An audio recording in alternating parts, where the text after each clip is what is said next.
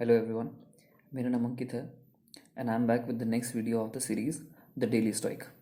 It's 14th of January and this is going to be the 14th chapter of our series. The title of the chapter is Cut the Strings That Pull Your Mind. This has been taken from the book Meditations by Marcus Aurelius.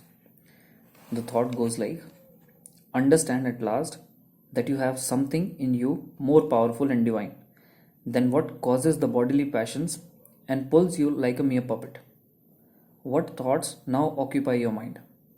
Is it not fear, suspicion, desire or something like that? इसमें जो है writer ये कहना चाह रहा है कि जैसे जो हमारी आज की सोसाइटी में हम अपने अराउंड चीज़ें देखते हैं कि ऐसे प्रोडक्ट्स जो हैं वो बनाए जा रहे हैं मार्केट में, ऐसे प्रोडक्ट्स लाए जा रहे हैं which makes us more addictive. जैसे फूड साइंटिस्ट हैं वो ऐसी चीज़ों के ऊपर काम कर रहे हैं कि वो ऐसे प्रोडक्ट्स बना रहे हैं जो ज़्यादा से ज़्यादा एडिक्टिव हो, जिनको लोग अगर खाना स्टार्ट करें तो they can't get rid of that habit of eating it over and over again.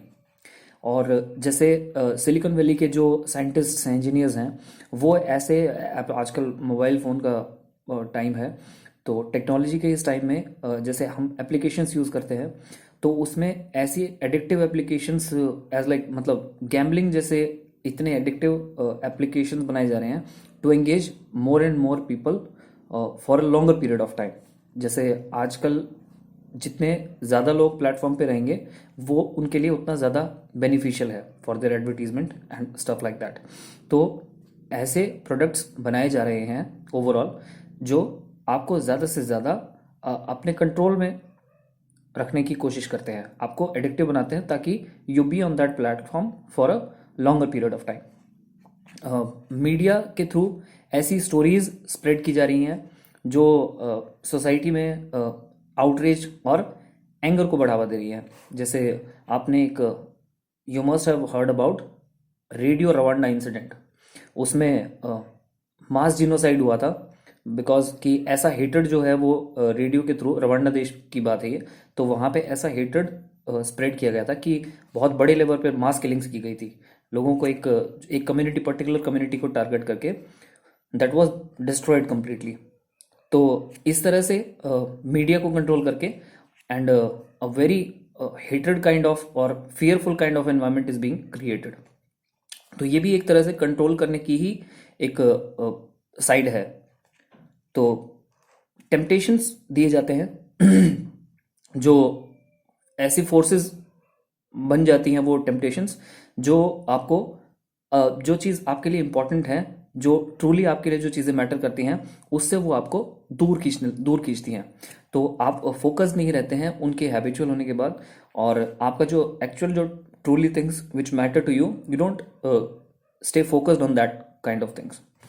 तो हम लोग कई बार ऐसा सोचते हैं कि जैसे पुराने टाइम के जो लोग होते थे, they were not expose to these kind of things. अब जैसे मार्कस ऑरेलियस की ही बात करते हैं तो वी माइट थिंक कि he was not expose to those kind of exposure that we are getting right now. जैसे उस टाइम पे मोबाइल फोन्स नहीं होते थे या इतना एडवांस टेक्नोलॉजी नहीं थी और इतना रीच नहीं था मीडिया का। मीडिया तो एक्चुअली कुछ था ही नहीं, दैट वाज, लेकिन उस टाइम पे भी ऐसी चीज़ें थी जो सिमिलर ही थी और उनको भी सफ़र करना पड़ता था उसकी वजह से। जैसे गॉसिप होता था और फियर है, सस्पिशन है, लस्ट है, ये सब चीज़ें जो है ये हमेशा हर टाइम पे, हर दौर में, हर ज़माने में होती हैं। तो these were the things which were also present at that time. तो they had to deal with these things. उस टाइम के लोगों को इन चीज़ों के साथ डील करना पड़ता था।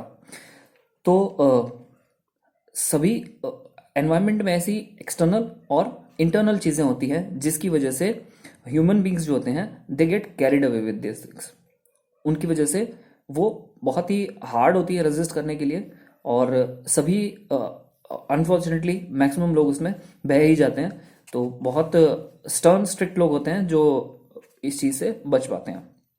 अब फिलॉसफी क्या है? फिलॉसफी आपको वो रास्ता दिखाती है कि जो आप उस चीज़ के ऊपर जो आपको that is pulling you away from your target, वो आप उसको क्लियरली आप उसको समझ पाएं। आप अटेंटिव हो जाएं कि आप उस चीज़ को डिफ्रेंशिएट कर पाएं कि क्या चीज़ है जो हमें बांध रही है और क्या चीज़ हमें which is letting us free. तो आपको एक पपेट होने की आपको एक क्लैरिटी, पहली तो चीज़ ये होती है कि if you are in a problem you need to understand that you are in a problem first of all. जब तक आपको ये नहीं पता होगा, if you are not attentive enough कि you know that you are in a problem, तो तब तक आप बाहर निकलने के बारे में सोच ही नहीं सकते। First of all the thing is, आप इतने अटेंटिव हो कि आपको ये क्लैरिटी की हो you are in a problem, तो उसके बाद you can think about getting out of that problem. तो दो चीज़ें हैं, एक तो जैसे जो वैल्यू सिस्टम है, मोरल्स जो हैं, और जो इनर अवेयरनेस है, वो ऐसी चीज़ें हैं जो आपको ये पपेट होने से आपको बचा सकती हैं और इन द लॉन्गर रन आपको जो इन चीज़ों से दूर रख सकती हैं और आपको फोकस्ड रहने में हेल्प कर सकती है। और अटेंशन जो है वो अवेयरनेस के थ्रू आती है।